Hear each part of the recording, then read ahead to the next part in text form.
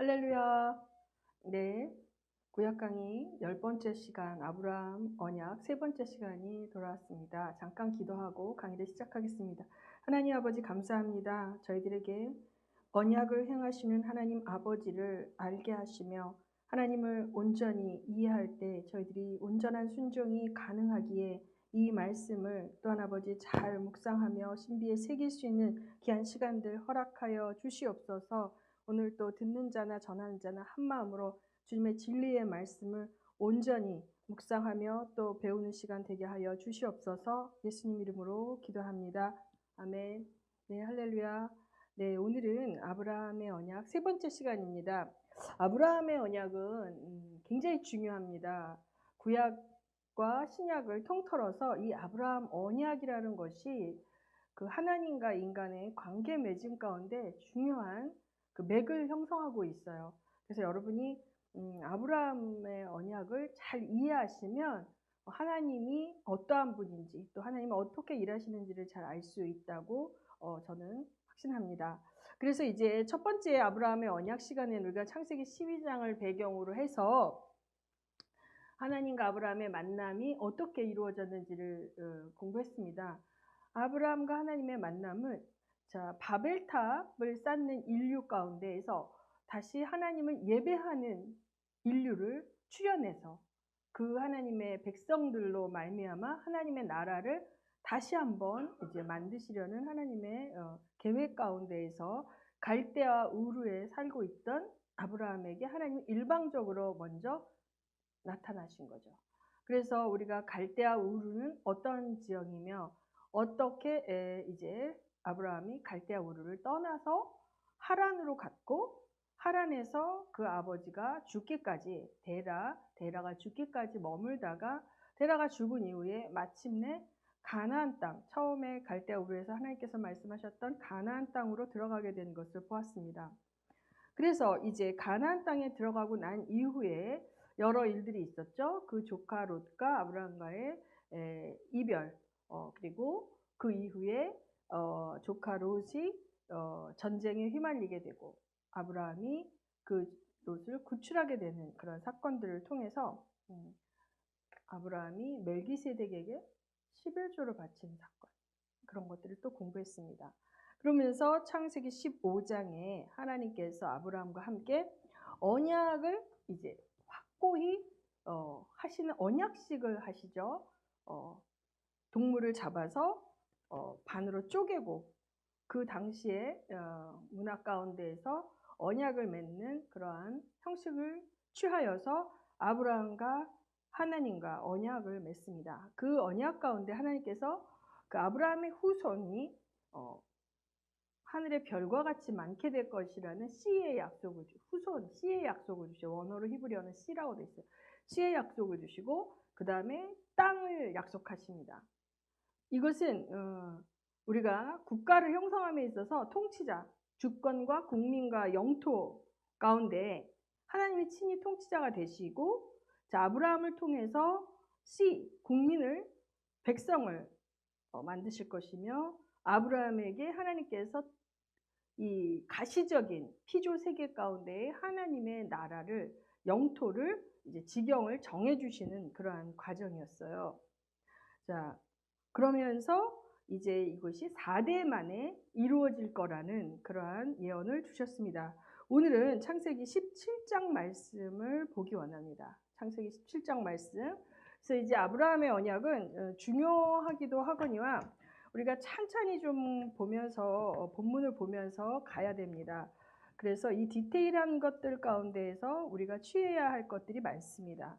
우선 창세기 17장을 보겠습니다. 창세기 17장 1절부터 우리가 교독할까요? 1절부터 창세기 17장을 전체를 좀 볼 것입니다. 창세기 17장 1절. 자, 아브라함이 99세 때에 여호와께서 아브라함에게 나타나서 그에게 이르시되 나는 전능한 하나님이라 너는 내 앞에서 행하여 완전하라. 2절. 내가 내 언약을 나와 너 사이에 두어 너를 크게 번성하게 하리라 하시니 아브라함이 엎드렸더니 하나님이 또 그에게 말씀하여 이르시되 보라 내 언약이 너와 함께 있으니 너는 여러 민족의 아버지가 될지라. 이제 후로는 내 이름을 아브라함이라 하지 아니하고 아브라함이라 하리니 이는 내가 너를 여러 민족의 아버지가 되게 함이니라. 내가 너로 심히 번성하게 하리니 내가 내게서 민족들이 나게 하며 왕들이 내게로부터 나오리라. 내가 내 언약을 나와 너 및 내 대대 후손 사이에 세워서 영원한 언약을 삼고 너와 내 후손의 하나님이 되리라. 내가 너와 내 후손에게 내가 거류하는 이 땅, 곧 가나안 온 땅을 주어 영원한 기업이 되게 하고 나는 그들의 하나님이 되리라. 자, 여기까지 보면 언약이란 말이 굉장히 많이 나오죠. 여태까지 봤던 그 본문 가운데 굉장히 언약이라는 단어를 많이 말씀하고 계시면서 15장에서 약속했던 씨의 약속과 땅의 약속을 다시 재확인하십니다. 재확인하십니다. 그러면서 이제 17장 1절에 보면 뭘 요구하시냐면 너는 내 앞에서 어떻게 하래요? 행하여 완전하라. 무슨 말이에요? 그러니까 행동이 거의 이렇게 온전하라는 거죠. 우리가 완전할 수는 없지만 연약하거나 부족함을 계속 보완하면서 더 업그레이드 돼서 완벽한 행함을 할 수 있도록 노력하라는 말씀이에요. 그렇죠? 그러니까 명령이죠, 명령. 자, 우리가 언약을 제가 기억할지 모르겠지만 처음에 선악과를 이제 두고 말씀하실 때 내가 은혜 언약과 행위 언약을 얘기했어요. 기억나요? 한참 전에 언약 들어올 때 은혜 언약과 행위 언약. 자, 은혜 언약은 일방적으로 받는 거예요, 대가 없이. 근데 행위 언약은 사실은 이 은혜 언약이 더 큰 개념이에요. 은혜 언약 안에 들어온 사람에게 행위 언약이 요구가 되는 거예요. 에덴 동산의 그 모든 열매와 그 아름다운 환경과 그 행복한 삶을 살 수 있을 모든 그 것들을, 장소를 하나님이 값없이 아담과 하와에게 제공하셨죠. 그렇죠? 그런데 하나님이 아담과 하와에게 요구하신 명령은 뭐예요? 선악과를 먹지 말라라는 행위, 이 한 가지 행위만 순종하면 됐어요. 그렇죠? 그런데 이제 여기서 그 다음에 우리가 또 이제 보면 노아는 하나님께 은혜를 입었더라. 그렇죠? 모든 사람이 하나님을 잊어버리고 악을 향하여 달려갈 때 성경에 노아는 하나님께 은혜를 입었더라. 그렇죠? 그래서 노아는 하나님을 잃어버리지 않고 하나님을 예배하는 삶을 살고 있었고 그 가족들이 복을 받고 살고 있었어요. 근데 하나님이 노아에게 어떤 행위를 요구하셨어요? 너는 방주를 지어라. 이렇게 얘기하셨죠. 방주를 지어라. 그 다음에 이제 처음에 아브라함에게 나타나셨을 때 너는 너의 본토, 친척, 아비 집을 떠나 내가 너에게 지시할 땅으로 가라라는 어떤 명령의 말씀 주시고, 그러하면 너는 모든 민족이 너를 통해서 복을 받을 것이다. 너를 축복한 자를 내가 축복하고 저주한 자를 저주하며 너의 이름을 창대하게 할 것이다. 그 당시 바벨탑을 쌓는 인류들은 자기의 이름을 내고, 그렇죠? 자기 스스로 자기가 원하는 걸 얻기 위해서 그 우상을 숭배하는 그 문화 가운데 살고 있던 아브라함에게 하나님이 먼저 나타나셔서 먼저 나타나셨다. 수많은 사람들이 있는데 특별히 아브라함을 찾아가셨다. 특별히. 그러면 아브라함이 어떠한 행위를 했기 때문에 찾아가신 게 아니라 그냥 하나님이 아브라함을 선택하신 거예요. 은혜로. 그렇죠? 은혜로. 그런데 그 아브라함에게 요구된 행위는 뭐예요? 떠나라. 그 너의 문화를 떠나고 너의 친척을 떠나고 너의 그 본토 친척 아버지의 집을 떠나라. 그랬어요. 그런데 이제 계속 하나님이 15장에 약속하시는 거, 씨와 땅의 약속을 하는 거예요. 아브라함이 먼저 하나님께 요구하기보다는 하나님께서 계속 아브라함에게 보호하시고, 여러분이 이제 아브라함 스토리를 보면 가나안으로 들어가자마자 기근이 왔죠. 기근이 왔는데 하나님께 묻지 아니하고 애굽으로 내려갔죠. 애굽으로 내려간 이유는 세상 사람들이 다 기근이 오면 가나안에 먹을 것이 없는데 애굽에 가면 먹을 것이 있기 때문에 세상 사람들이 하는 방식으로 아직도 아브라함은 살고 있는 거예요. 하나님의 약속은 있지만. 이해되세요? 이제 여기 17장에 와서 하나님이, 자, 너랑 나랑 언약을 맺은 사이지. 언제? 15장에 언약을 맺었잖아요. 언약식을 했죠. 근데 이제 17장에 하나님 다시 나타나죠. 99세 때에 나타나신 거예요. 아브라함이 이제 이스마엘을 86세에 낳았어. 86세. 근데 86세에 아브라함이 낳기 전에 15장에 내가 네 몸에서 날 자로 네 후손을 삼을 거다. 그러니까 아브라함은 아내도 지금 다 늙었고 몇십 년 동안 아이를 못 가졌고 하니 우리 집에 있는 다메섹 사람 엘리에셀을 양자로 들여서 그냥 그 아이가 그냥 나의 모든 상속자가 되게 해주세요라고 했을 때 하나님은 아니라고 그랬죠. 너의 몸에서 날 자가 내 상속자가 되리라 하시고 아브라함을 끌고 밖으로 나가서 하늘의 별을 보여주시면서 뭐라 그랬어요? 너의 자손이 이와 같이 많아질 거라고 했을 때 아브라함이 이것을 믿었다 그랬잖아요. 그렇죠? 그 하나님의 말씀을 믿었다. 하나님이 행하실 수 있는 분임을 믿었다. 하나님의 능력을 믿었다. 그리고 하나님은 약속하시면 반드시 그것을 지키시는 분임을 믿었다. 하나님의 신실하심을 믿었다예요. 그리고 그 이후에 이제 언약식을 한 거예요. 씨의 약속, 땅의 약속을 하셨죠. 그러고 났는데 이제 우리 17장에 99세의 여호와께서 아브라함에게 나타나시기 전에 어떤 사건이 있었냐면 16장에 보면 아브라함이 이스마엘을 낳는 사건이 나타나요. 16장. 자, 아브라함이 이제 알았어요.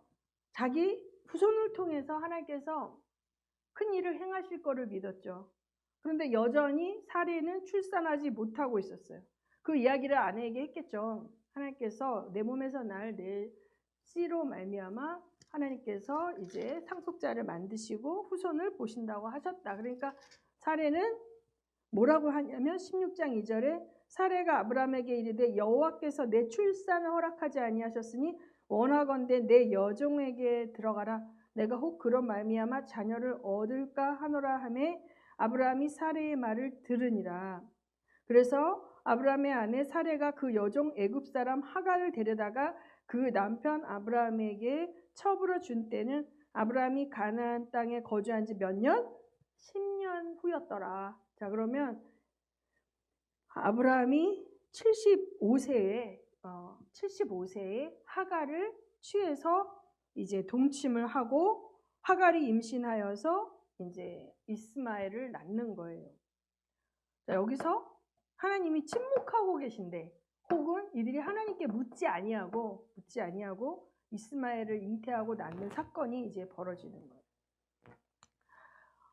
자, 우리가 하나님의 뜻을 아는 것도 중요한데요. 그 하나님의 뜻을 알고 하나님의 뜻을 하나님의 방법으로 행하는 게 되게 중요한데 우리가 하나님이 원하시는 게 뭐라는 걸 알았으면 그것을 내 방법으로 할 때가 많다는 거죠.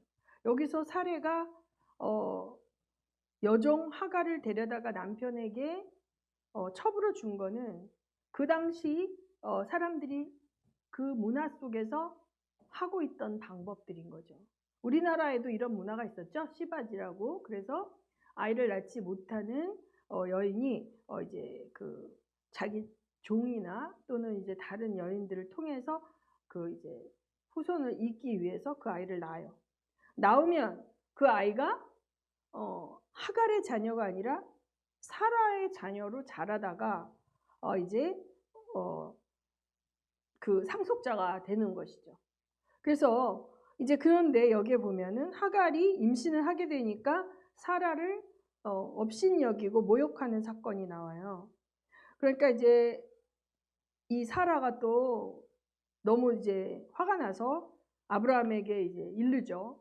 사레가 아브라함에게 이르되 내가 받는 모욕은 당신이 받아야 옳도다. 내가 나의 여종을 당신의 품에 두었거늘 그가 자기의 임신함을 알고 나를 멸시하니 당신과 나 사이에 여호와께서 판단하시기를 원하노라. 이렇게 하면서 그러니까 이제 아브라함이 여기서 사레에게 당신의 여종은 당신의 수중에 있으니 당신의 눈에 좋을 대로 그에게 행하라 하매 사레가 하갈을 학대하였더니 하갈이 사레 앞에서 도망하였더라. 제가 지난 시간에 말했죠. 아브라함은 갈등을 회피하는 성향의 기질을 갖고 있어요. 상담을 공부할 때 기독교 상담을 공부하면 이 창세기에 나오는 여러 인물들을 가지고 이제 기질을 분석하는데 아브라함은 친한 사람과의 관계 속에서 갈등이 일어나는 걸 싫어해. 사레가 이렇게 하니까 이제 약자인 하갈을 이제 사라의 권한 안에 넘겨줘 버리는 거죠. 어떻게 보면 되게 무책임하고 비겁해요. 교통정리를 자기가 하기보다는 그냥 피해버리는 거예요. 사레가 이제 다시 하갈을 이제 학대하는 거예요. 그랬더니 하갈은 여종의 신분이기 때문에 도망가 버렸죠. 그런데 하나님이 나타나시는 거예요. 여호와의 사자가 광야의 샘물 곁 술길 샘 곁에서 그를 만나 뭐라고 말해요? 8절 우리 재미 형제 읽어볼래요? 8절 16장 8절 이르되 사라의 여종 하갈아 내가 어디서 왔으며 어디로 가느냐 그가 이르되 나는 내 여주인 사레를 피하여 도망하나이다. 여호와의 사자가 그에게 이르되 내 여주인에게로 돌아가서 그 수하에 복종하라. 10절에 여호와의 사자가 또 그에게 이르되 내가 내 씨를 크게 번성하여 그 수가 많아 셀 수 없게 하리라. 여호와의 사자가 또 그에게 이르되 내가 임신하였은즉 아들을 낳으리니 그 이름을 뭐라고 하라? 이스마엘이라 하라. 여호와께서 내 고통을 들으셨습니다. 자, 이렇게 얘기하죠. 여기서 하나님이 이 사라에게 나타나시는 게 아니라 하갈에게 나타나죠. 자, 여기서 어떻게 보면 하갈은 너무 힘이 없죠. 너무 불쌍하지 않아요? 애굽 여자인데 사라의 몸종이었어요. 자기가 뭘 결정할 수 있는 상황이 아니었어요. 자기의 의지와 상관없이 아브라함의 첩이 되었고 또 임신이 되었어요. 그러니까 이 여인이 이제 그 당시 고대 근동에서는 아들을 낳는다는 것이 큰 파워, 권력을 갖는 굉장히 중요한 거죠.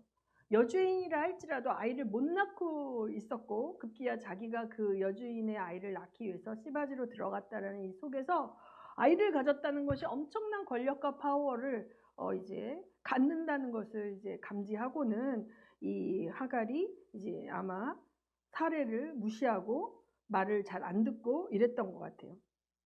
그러자 이제 사라가 역공을 하기 시작하고 급기야 학대를 받다가 이제 도망치게 되었고 이 상황 속에서 하나님이 하갈에게 나타나신 거예요. 하갈은 약자였고 갑과 을의 관계 속에서 을이었죠. 그래서 다 보고 계신 거죠. 하나님이 다 보고 계시고 듣고 계신 거예요. 몰라서 물어보시는 게 아니라 사레의 여종 하갈아 네가 어디서 왔으며 어디로 가느냐 그가 이르되 나는 내 여주인 사레를 피하여 도망가나이다. 여호와의 사자가 그에게 이르되 내 여주인에게 돌아가서 그 수하에 복종하라 하면서 이제 너에게 내가 너의 씨를 크게 번성하여 그 수가 많아 셀 수 없게 하리라. 너는 아들을 낳을 것이다. 그런데 그 이름을 이스마엘이라 하라. 이렇게 이제 예언을 해주죠. 천사가. 이스마엘이라는 뜻은 히브리어로 여호와께서 들으신다는 뜻이에요. 그가 들으신다. 3인칭 단수. 그가 들으신다. 이스마엘. 듣고 계신다는 거예요. 하갈의 고통의 울부짖음을 듣고 계신다는 거예요. 자, 그래서 이 애굽의 여종인 하갈은 엄청난 격려를 받았겠죠. 하나님이 다 듣고 계셔. 다 보고 계셔. 그리고 내 뱃속에는 아이가 있는데 그 아이는 이름도 하나님이 져주셨고 크게 번성하여 그 수가 많아서 셀 수 없게 된대. 이제 다시 돌아가서 고난을 견딜 힘이 생겼어요. 고난을 견딜 힘이 생겼어요. 그런데 자 예언 가운데 그가 사람 중에 들나귀 같이 되리니 그의 손은 모든 사람을 치겠고 사람의 손이 그를 칠지며 모든 형제와 대항해서 살리라. 자, 여기서 들나귀 같다라는 표현이 어때요? 들나귀. 나귀는 사실은 되게 힘이 센 동물이거든요. 힘이 센데 그 들에서 사는 나귀인 거야. 어떻게 보면 야생마 같은, 그쵸? 야생마는 말이고 들나귀는 나귀죠. 그래서 어떻게 보면 어떤 울타리와 안정적인 보호 세력은 없지만 들판에 던져져서 살아가지만 강한 생명력을 가지고 어떻게 그 주변에 있는 모든 사람들에게 맞설 때 결코 지지 않을 만큼의 강함이 있다. 그리고 자기 형제와 대항해서 살겠다. 그렇게 얘기했어요. 그리고 크게 번성하고 수가 많아 셀 수 없게 하리라. 자, 이렇게 돼 있어요. 그러니까 하갈이 이 모든 예언을 듣고 나서 하갈이 자기에게 이르신 여호와의 이름을 나를 살피시는 하나님이라 하였으니 이는 내가 어떻게 여기서 나를 살피시는 하나님을 배웠는고 함이라. 그래서 그곳에 그 샘물의 이름을 브엘라 헤로이 이렇게 얘기했어요. 그리고 아브라함이 아들을 낳으며 아브라함이 하갈이 낳은 그 아들 이름을 이스마엘이라고 한 거예요. 지금도 아랍 사람들 가운데 이스마엘이라는 이름이 굉장히 많죠. 이스마엘은 그가 들으신다라는 뜻이에요. 하갈의 고통에 찬 울부짖음을 하나님께서 듣고 계신다, 들으셨다 이런 뜻이죠. 하나님이 들으신다. 자, 그래서 어떻게 보면 하갈과 어떻게 보면 사라와 아브라함이 일을 저지른 거야. 하나님한테 의논도 하지 않고 자기들끼리 그냥 일을 저질러 버렸어요. 그래서 아브라함이 태어난 거죠. 그런 아브라함이라 이스마엘이 태어난 거죠. 그런데 하나님은 당신이 굉장히 중요하게 여기는 원칙과 그걸 변하지 않아요. 하나님 사라를 통해서 약속의 자손을 얻으시려는 게 하나님의 계획이었어요. 근데 이때 15장에서 하나님이 딱 나는 사라를 통해서 날 거다 이렇게 말씀을 하시지 않고 나는 네 몸에서 날 씨를 통해서 상속자가 되게 하리라 이렇게 얘기한 거죠. 그러니까 아브라함의 씨이긴 하나 사례를 통해서 낳지 않은 이스마엘이 이들에게는 방법이었지만 하나님은 이들이 실수하는 거를 침묵하시고 내버려 둬요. 이게 우리의 훈련입니다. 여러분도 마찬가지예요. 어떤 하나님의 뜻을 알았어. 그런데 그 뜻을 실천하기 위해서 방법과 과정을 하나님과 동행하지 않고 내 생각, 이 세상의 사람들이 취하는 것대로 이렇게 하게 되면 부작용이 생겨나요. 부작용이 생겨요. 그런데 하나님 그거를 겪게 하십니다. 겪게 하시며 그거를 통해서 교육하셔요. 교육하셔요. 그런데 하나님의 사랑은 뭐냐면 자기들이 하나님께 묻지 않고 일을 저질러서 하갈을 씨바지로 드리고 그렇게 해서 탄생한 이스마엘이라 할지라도 그 아이를 축복해 주시죠. 번성하여 셀 수 없게 된다. 자, 우리 창세기에 일반 언약, 일반 은혜 언약이 뭐예요? 생육하고 번성하라, 땅에 충만하라. 자, 그래서 그 복을 받는 거예요. 특별 은혜 언약, 약속의 언약의 파트너가 되고 하나님 나라의 언약의 대상자가 되는 영적인 복은 받지 못해도 혼과 육의 복을 약속해 주시는 거예요. 제가 그때 얘기했죠. 하나님께서는 온 천지 만물의 창조주가 되시기 때문에 아버지의 마음으로 모든 피조물을 돌보신다. 그렇죠? 그런 하나님이세요. 그런데 이스마엘을 여기서 보면 아브라함이 되게 비겁하게, 그렇죠? 비겁하게 하갈과 이제 뒤에 보면 하갈과 이스마엘을 내보내잖아요. 여기서도 사례가 이제 막 울고불고 바가지를 긁으니까 하갈을 사라 손에다 넘겨버리잖아요. 그런 것처럼 이제 이스마엘이 태어나서 이삭이 태어나서 이스마엘의 지위가 상속자에서 여종의 아들로 다시 바뀌는 거예요. 진짜 본 부인에게 상속자가 나오니까. 그러니 이스마엘은 아직 10대 중반이어서 완전한 그런 걸 몰랐다 할지라도 뭔가 자기에게 있었던 스포트라이트가 이삭에게로 넘어가고 자기는 다시 자기 엄마 사라가 아닌 하갈과 기거하고 하갈 쪽으로 이렇게 넘겨지는 걸 알게 되면서 모든 가족이 모든 아브라함의 부하라든지 그 종들이 이삭을 떠받드는 걸 보면서 그 마음 안에는 어려움이 있었겠죠. 그러나 하나님은 언약의 선택을 바꾸시지는 않아요. 이스마엘이 불쌍하다고 해서 이스마엘이 더 먼저 태어났으니 이스마엘이 그냥 내가 바꿔서 이삭으로 언약의 후손 씨로 만들려고 했던 내 계획을 바꾸자 이렇게 하시지 않는 하나님이에요. 그러니까 하나님이 변하지 않는 하나님의 뜻이 있어요. 그래서 변하지 않는 하나님의 뜻을 우리가 꺾으려고 하는 게 가장 어리석은 짓이고 변하지 않는 하나님의 뜻을 빨리 완벽하게 순종하는 것이 최고의 축복인 줄 아시기 바랍니다. 아멘. 네, 하나님은 타협하지 않으시는 부분이 있습니다. 하나님은 아브라함이 가나안 땅으로 가기를 원하셨어요. 그렇죠? 그런데 아브라함이 가나안 땅에 가지 못하고 하란에서 살고 있었죠. 그렇다고 하나님이 가나안 땅에서 내가 행하려는 하나님 나라를 가시적인 신적 왕국의 모델로 이 역사 지구상에 존재하는 신적 왕국의 모델로 정한 땅을 가나안에서 하란으로 바꾸겠다 이렇게 하시지 않아요. 딜레이가 되더라도 데라가 죽을 때까지 하란에서 하나님의 역사가 진행되지 않더라도 하나님은 가나안을 정하셨기 때문에 하란에서는 멈춰 있는 거예요. 우리에게 와 있는 하나님의 뜻도 내가 완전한 순종을 하지 않을 때 멈춰 있을 때가 있어요. 딜레이가 될 때가 있어요. 그렇죠? 그럼 하나님 포기하지 않으시기 때문에 내가 회개하고 완전한 순종을 하게 되면 다시 진행이 되는 거예요. 여기서 하갈이 낳은 이스마엘은 하나님의 약속의 자손이 될 수 없어요. 그건 하나님 정하셨기 때문에. 이스마엘 너무 불쌍하잖아요. 이스마엘 불쌍하죠. 그러나 하나님이 이스마엘도 축복해 주십니다. 어떤 축복이에요? 생육하고 번성하는 축복을 주시는 거예요. 이 똑같은 것이 야곱과 에서에 나오는 거예요. 심지어 야곱은 에서의 장자권을 어떻게 훔쳤잖아요. 훔쳤죠. 근데 그 축복을 이삭이 명한 믿음의 상속의 언약의 후손, 언약의 상속자가 되는 그것을 바꾸지 않고 야곱이 가져가는데 에서가 울며 불며 난리칠 때 에서에게 준 복은 육적인 복을 축복해 주는 거예요.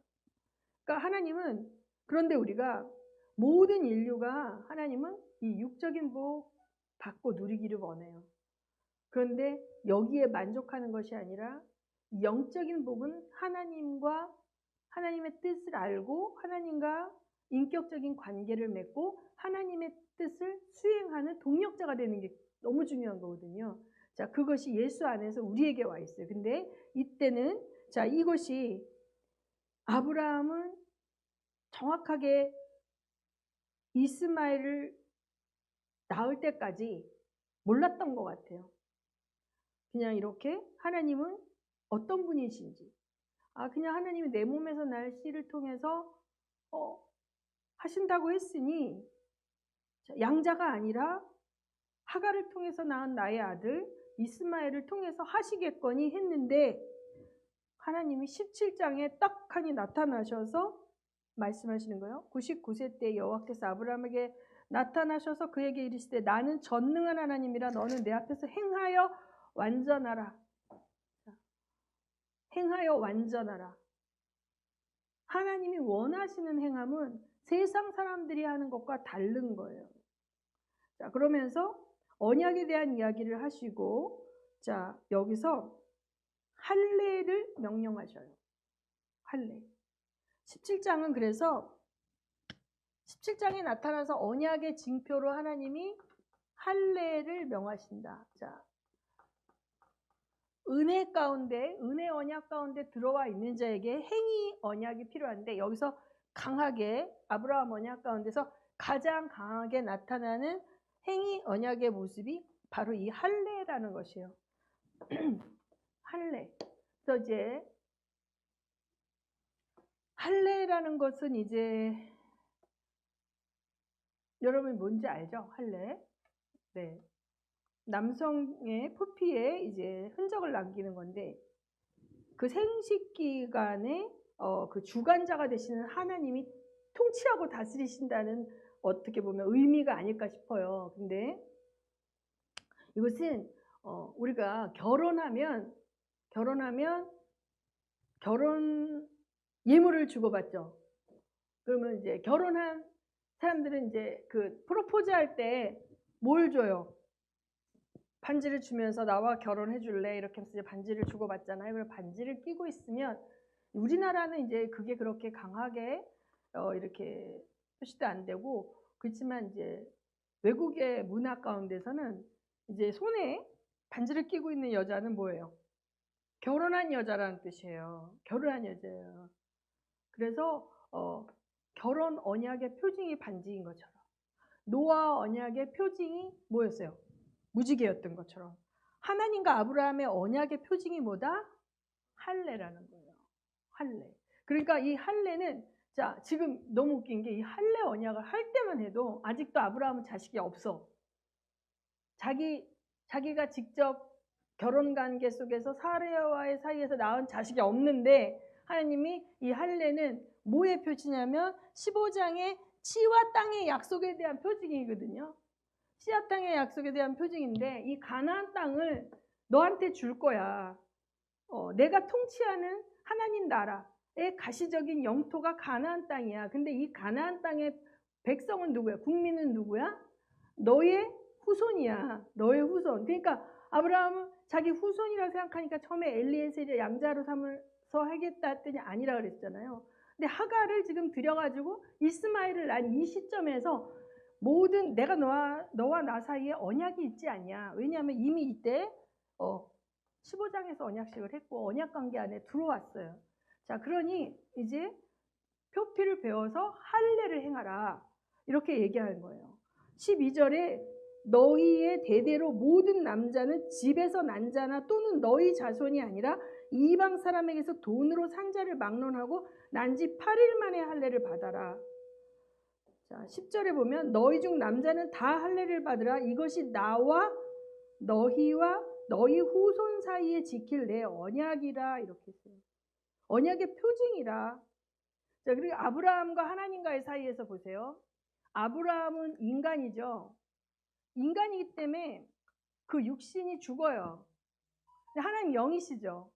그러니까 아브라함하고만 맺어도 아브라함 죽잖아. 그렇기 때문에 이 언약식에 아브라함과 하나님이 하지만 이 언약식은 아브라함 죽은 다음에 계속 이어갈 아브라함의 후손까지 포함돼서 언약식을 맺는 거예요. 그래서 여기서 언약의 대상자가 너희와 너희 후손 사이에 지킬 내 언약이다. 그렇게 얘기하는 거예요. 그래서 아브라함이 죽어도 이 언약은 유효해요? 무효해요? 유효하죠. 유효하죠. 그런데 그걸 유효하다는 표가 있어야 될 거 아니에요. 표가. 계약서가 있어야 될 거 아니에요. 그 계약서 언약 관계 안에 있다. 하나님과 언약 관계 안에 있다. 그 결혼 반지 같은 게 바로 할례라는 거죠. 이해되시죠? 근데 여기서 중요한 게 있어. 포인트가 아브라함의 자손뿐만이 아니라 어떻게? 이방 사람에게서 돈으로 산 자.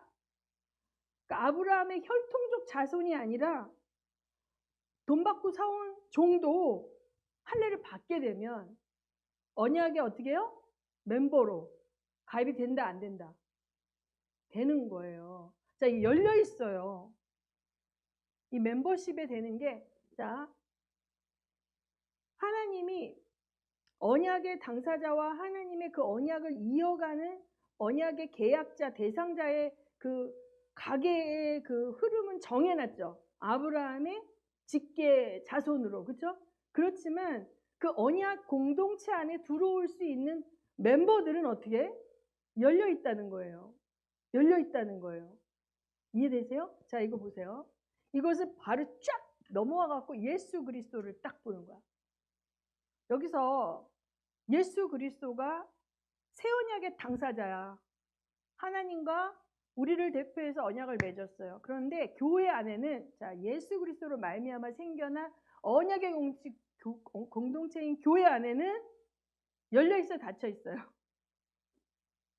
예수 그리스도를 믿는 믿음이 있으면 다 들어올 수 있죠.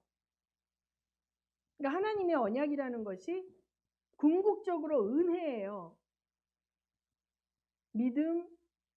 믿음으로 들어올 수 있는 거죠. 여기서 자, 아브라함의 믿음은 뭐예요? 하나님이 나에게 이 땅과 자손을 허락해 주셨다. 영토와 국민이 되는 그것을 믿었어요. 지금 아기가 하나도 없어요. 아기 한 명도 없어요. 근데 하늘의 별을 보고 얘기했을 때 이것을 믿으니 이것을 아브라함의 의로 여기셨다 그랬어요. 그러니까 하나님이 찾으시는 의는 뭐예요?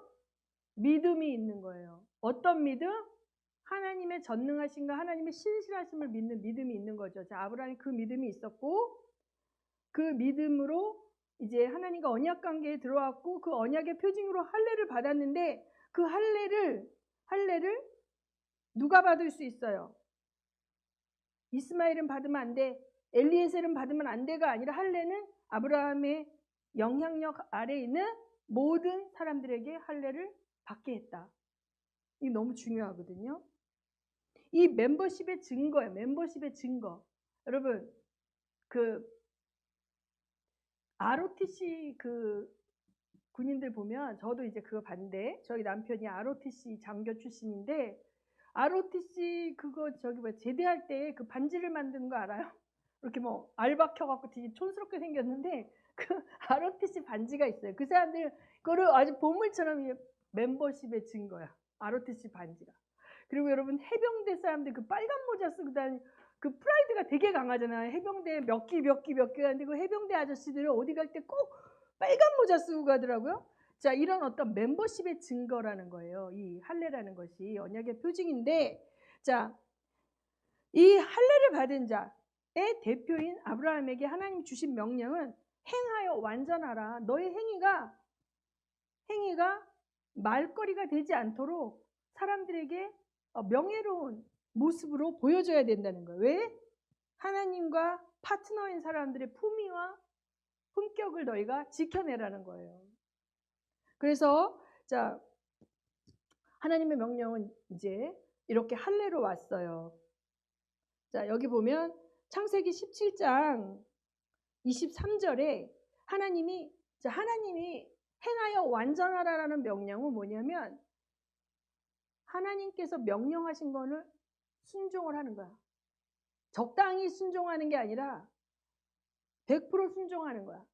자, 여기서 23절에 22절부터 보면 하나님이 아브라함과 말씀 마치시고 그를 떠나 올라가셨더라 했죠. 이에 아브라함이 하나님이 자기에게 말씀하신 대로 이날에 그 아들 이스마엘과 집에서 태어난 모든 자와 돈으로 산 모든 자 곧 아브라함 집 사람 중 모든 남자를 데려다가 그 포피를 베었다. 할례를 행했는데 그 종들도 자녀를 낳을 거 아니에요. 그러니까 아브라함 집에 팔려왔어. 근데 그 종이 결혼했는데 거기서 낳은 자녀들 있을 거 아니에요. 그러니까 그 집에서 태어난 모든 자와 돈으로 산 모든 자, 모든 남자를 데려다가 포피를 뱄는데 자기 자신도 당연히 할례를 받았죠. 몇 살 때? 아브라함 몇 살 때 받았어요? 24절에 보면 99세였다. 그런데 25절에 보면 그의 아들 이스마엘이 그의 포피를 뵌 때는 몇 세? 13세였더라. 그날에 아브라함과 그 아들 이스마엘이 할례를 받았고 가장 중요하죠. 이 두 사람이 받은 게 그 집의 모든 남자 곧 집에서 태어난 자와 돈으로 이방 사람에게서 사온 자가 다 그와 함께 할례를 받았다. 그런데 여러분 그래서 이슬람을 믿는 사람들도 그 할례를 받아요. 받아요, 안 받아요? 받죠. 그 아랍 족속도 이제 할례를 받는데 그들은 할례를 언제 받는지 알아요? 언제 받냐면 13세 때 받아요. 여기서 하나님의 명령은 난지 8일 만에 받는 거예요. 유대인은 언제 할례를 받아요? 유대인은 난지 8일에 할례를 받죠. 예수님도 난지 8일에 할례 받으셨잖아요. 그런데 이슬람 아랍 사람들은 성인식이라는 걸 하잖아요. 그때 받아요. 이게 13세 때 할례를 받고 그 이후에 되면 그 사람이 성인과 같은 공동체의 그 취급을 받는 거야. 어른으로 대접을 받는 거야. 신기하죠? 그래서 이스마엘이 할례를 받은 그 나이에 성인식을 거행한답니다. 자, 하나님은 하나님의 약속을 세상 방법으로 이루려는 끊임없는 인간들의 실수를 수습하시면서 한편으로는 그걸 수습하시면서 한편으로는 기다리셨다가 하나님의 방법으로 하나님의 일을 하시는 분임을 아시기 바랍니다. 하나님이 우리한테 맞춰주실 수 있는 부분이 있고 기다려주실 수 있는 부분이 있지만 하나님께서 절대 변치 않으시는 부분이 있다는 걸 알으셔야 됩니다. 그래서 하나님께서 변치 않으시는 그 뜻을 내가 꺾으려고 하는 것은 어리석은 것이며 하나님의 온전하시고 변치 않으시는 그 하나님의 뜻을 정확히 알고 그것을 철저하게 순종하는 길이 가장 행복한 인생을 사는 방법이에요. 여기서 보면 아브라함이 계속 실수하고 하나님께 묻지 않고 행한 일들 때문에 꼬이게 되고 어려움을 겪습니다. 애굽에 내려가고 또 이렇게 이스마엘을 태어나게 하고 여러 가지 것들은 후에 아브라함의 슬픔으로 돌아오게 되죠. 그래서 다시 한번 강조합니다. 이스마엘이 태어났을 때 하나님은 이스마엘을 당장 죽여버리시거나 저주의 자식으로 취급하시는 게 아니라 이스마엘에게 땅의 복을 허락해 주셔요. 아멘. 일반 은혜적인 복을 주시는 하나님이심을 믿으시기 바랍니다. 그러나 영적인 복, 하나님의 파트너가 되어져서 하나님의 완전하신 뜻을 이루어 가시는 영적인 복은 하나님께서 계획하시고 예정하시고 하나님께서 구별하신 하나님의 뜻 가운데 선택되어진 아브라함의 후손, 즉 사례를 통해서 주시는 후손을 통해 이어져 간다. 이 사실을 아시기 바랍니다. 자, 우리 좀 쉬었다 하겠습니다.